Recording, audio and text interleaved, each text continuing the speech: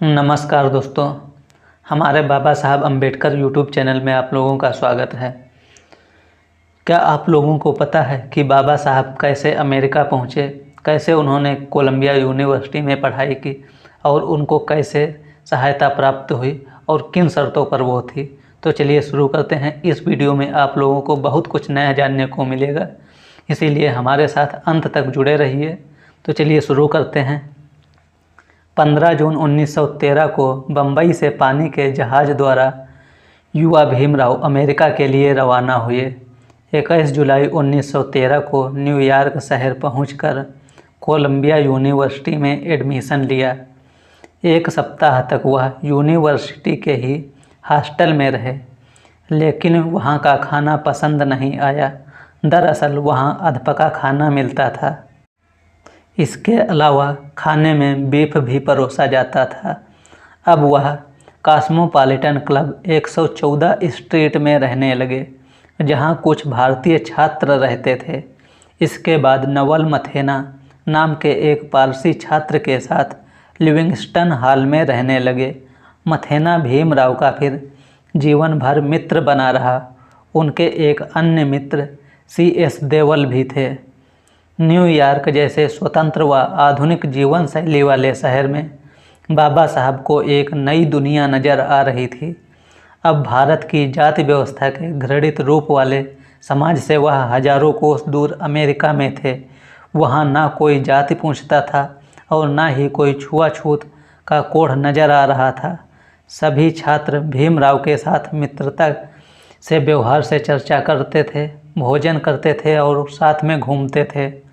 भारत में जाति में डूबे दम घोटू माहौल से दूर यहाँ स्वतंत्र चिंतन के माहौल में भीमराव को काफ़ी आनंद आ रहा था। वहाँ मानवीय मूल्यों व नैतिकता के दर्शन होते थे। भारतीय समाज जैसी घुटन व पीड़ा नहीं थी। इस नए जगत ने भीमराव के विचार व आगे बढ़ने की नई ऊर्जा दी। लेकिन वह न्यूयॉर्क शहर की चकाचौंध से कतई विचलित नहीं हुए थे, क्योंकि वह एक खास मकसद के लिए न्यूयॉर्क गए थे। उनका पूरा ध्यान सिर्फ पढ़ाई पर था। अपनी सारी ऊर्जा को इकट्ठा करके रोज़ाना लगभग 18 से 20 घंटे पढ़ाई करते थे। अध्ययन व ज्ञान प्राप्त करने की उनमें ज़बरदस्त चाह थी। वह रोज़ नई नई किताबों को खोजते और पढ़ते जाते थे।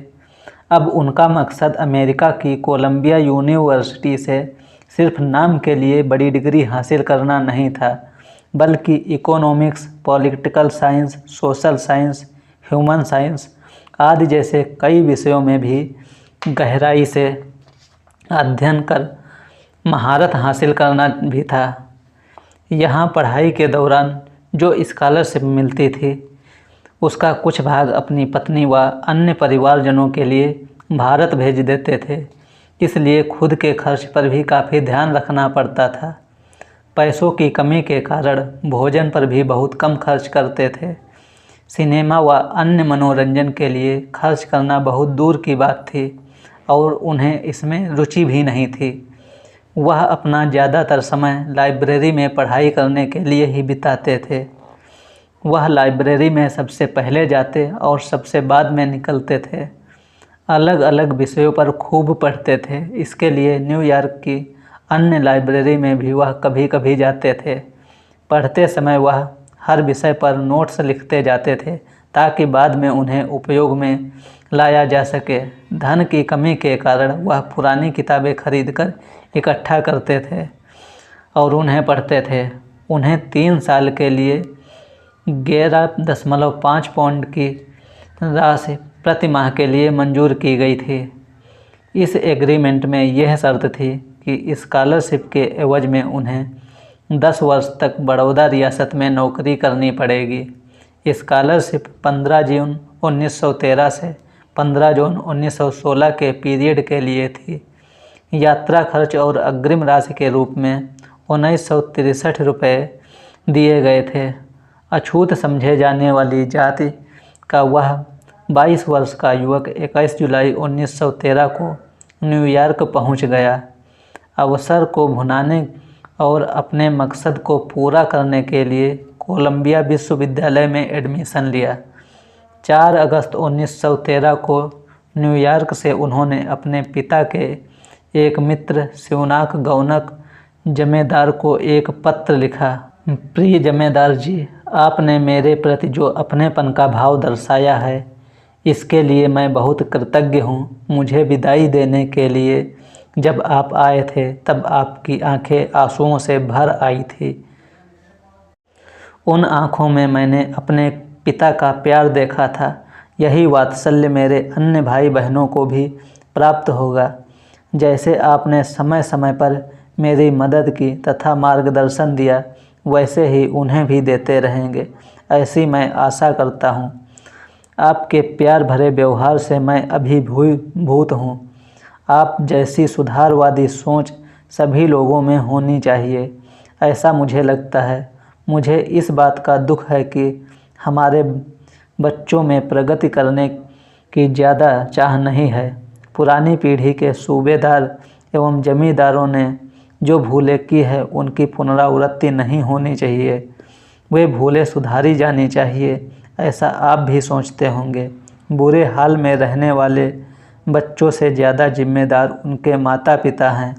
माता पिता बच्चों को जन्म तो देते हैं, लेकिन उसके बाद में जो कर्तव्य को पूरा नहीं करते हैं।